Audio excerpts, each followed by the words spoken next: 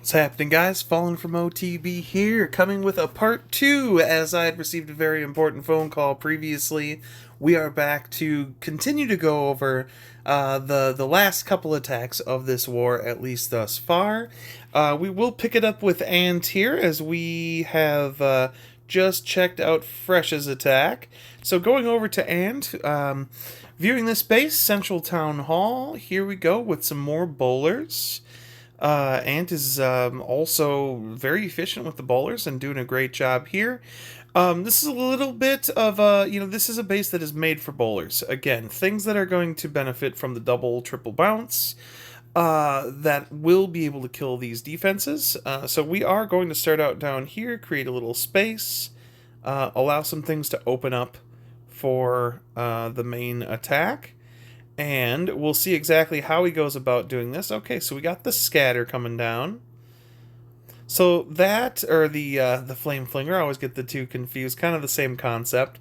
But yeah, sure enough, we're just going to start on the other side. This is going to open up a very obvious pathing where you're going to want everything to go.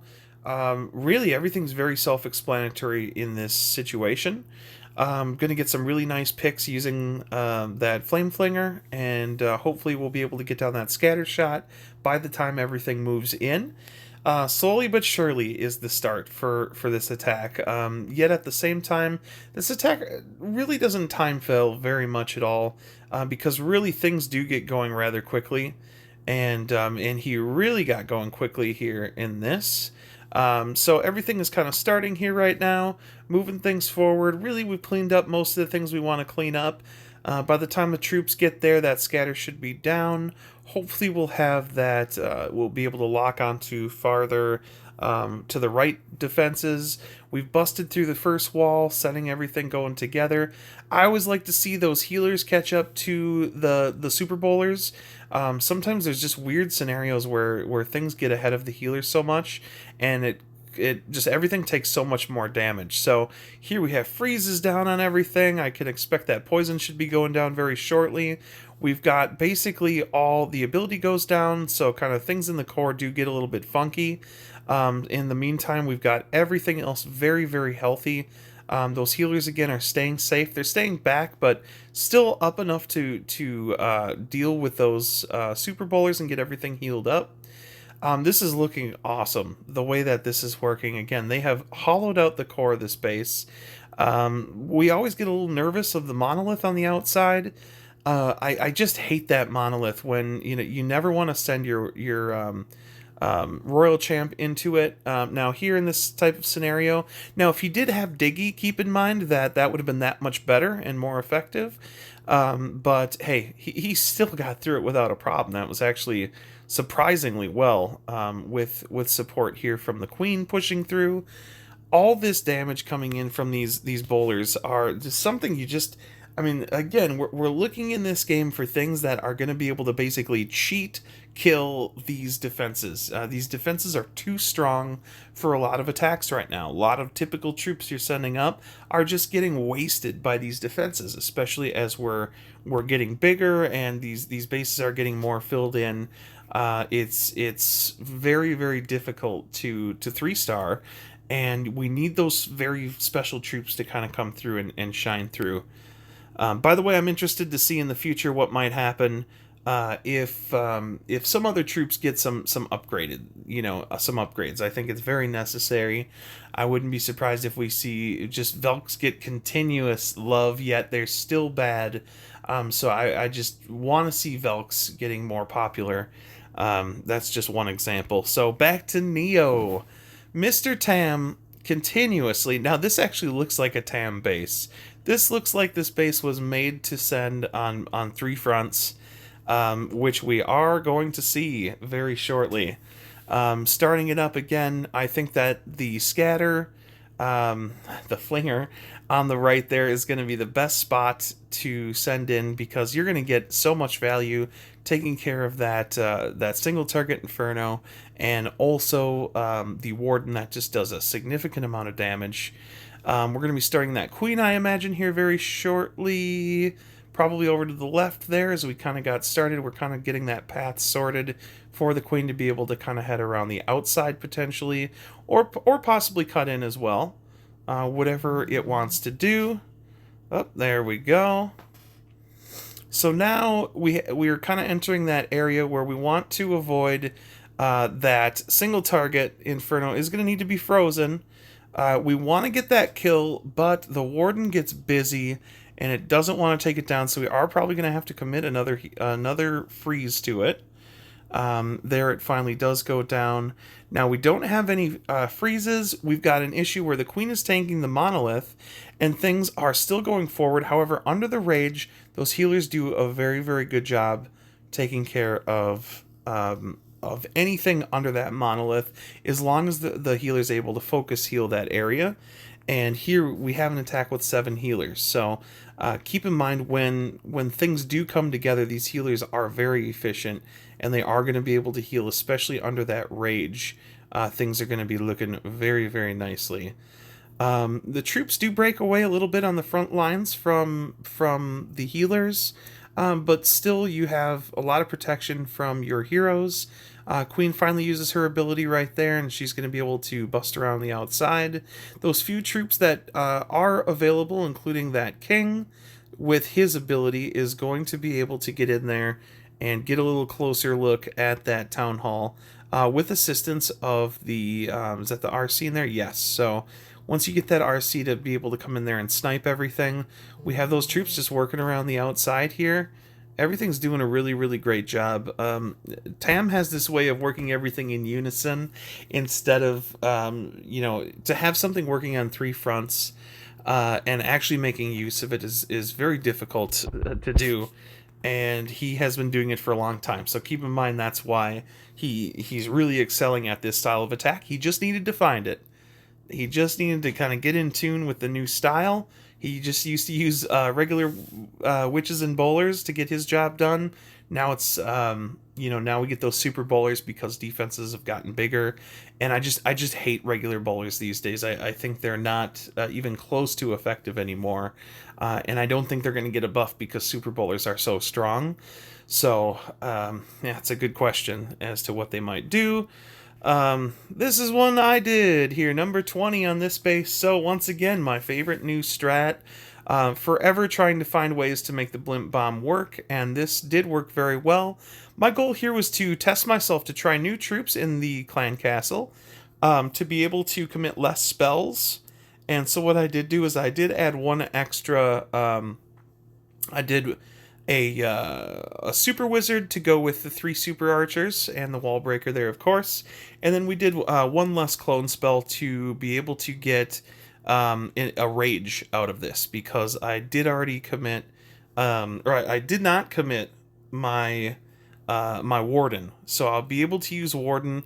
And the goal is basically once the damage is done and everything's worked its way around where the clan castle is taken out, we've taken out everything in the bomb. We work on the tail. I call it the tail. So all your heroes that are left over can be able to work in very slowly here and try and get them an entry point into taking a good portion of this base off. And then right next to it, while things are tanking, we're going to get those, we're going to get everything else started.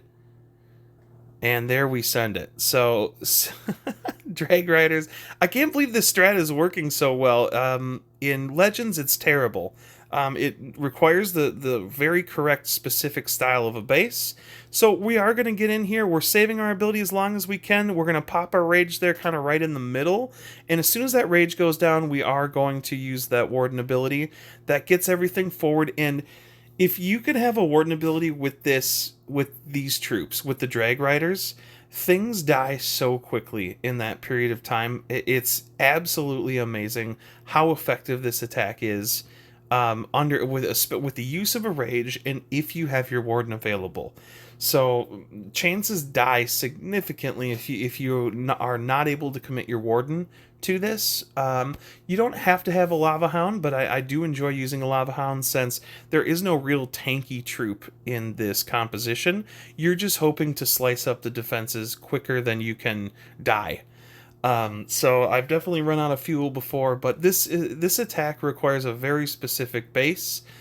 So far, I've been able to find a base in the lineup for each of these, to cater to that. So it's been working really well. So as long as you can find it in your war lineup, it's a very, very useful strat to use. I really hope that I can learn something else for when times got a little bit tougher. So a couple more to go. Guess who's back? Oh, Master T is back. He's here to destroy another common base we see. Now, this is such a teaser base because you have all of those heroes up there. This is such a difficult place to come in. You have traps all up there. You have to commit. Again, I believe we've already had to use the Queen ability just to be able to get all these things down. And then we get up to that, and there's another trap, and then it activates the town hall, and then we've got a lava hound to deal with. This is a murder zone type of a base. But the thing is, once you get through that, life gets that much better. So you have to power through. You have to commit a couple freezes, and a rage, and your queen. I mean, things gotta be really powerful and locked in here. So finally, it goes down. At the expense of the queen ability. The warden is still looking alive and with an ability, so we're going to use that either to save the queen or to tie into the regular troops that are going to come in here. And keep in mind here, Master T is using a new composition, so he's using Super Bowlers. Typically, he's kind of an E-Titan guy, but now we've come in with the use of Super Bowlers, and you can see why he's using them here. Because at this entry point, whether it was where he broke open the wall or where they ended up actually going at this point, he just is crushing 1, 2, 3 bounces of everything from those Super Bowlers. So now we've committed that jump heading over to that second part, kind of the latter part of the base, and now we're having to deal with that monolith that does get a little bit scary, especially without a queen ability. However, the Yeti's death, it was not in vain. It was used to be able to kill off that monolith, and then we get into that portion of the last part where Diggy is able the Diggy and the Frozen Walrus combo in there to make sure that nothing is going to single target kill any of his troops. That's what I like to see. I can't wait to get my walrus up here, because that guy is really fun to be able to use, whether it's with a king or I do want to use the poison lizard as well, but seems like the queen is always meant to be healed, always should have the heal pet. The king can kind of swap between the walrus, the ram if you plan on going through walls, or I've seen the phoenix with king as well, just to help king do that much more damage and be able to tank for that period of time. Amazing attack here on, once again, another common base we see in a lot of wars. T has done it again. He is just cleaning up these lower bases, and he has got a couple lower bases himself. So here comes the classic strat that I was waiting for from him. So here we go. We've got just a mass amount of E-Titans, but keep in mind how he's able to feed them in. So, he really gets them going on the outside to be able to tank well. They are able to kind of push things around the outside and funnel the right amount of troops up the middle here.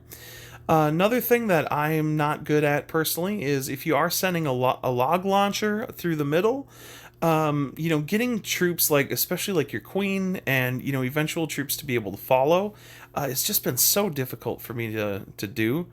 Unfortunately, the queen has been locked on by the monolith, so we're going to have to pop her ability. But at this point, we've got a couple of those Yetis up in there. They are doing the job, and things are going to be able to just barely pick off that town hall. And that's all you need Queen in there for. If you get Queen up the middle, she's going to get it. Royal Champ is a great backup plan. But here we are once again. We have this awesome attack where it's just a spam attack, and it's just done right, and that's what's going to make the difference. So I can't be happy enough about T's performance. He's been really killing some bases here. And keep in mind, he had I didn't even talk about the bats. So E-Titans do not need spells. They do not need to function. The only spell an E-Titan might ever need is a jump. So they don't get any bonus from their aura that does AoE damage. They don't do much damage themselves. They just kind of collectively tank and just whittle things down. And I think that's the most that you can expect here from that.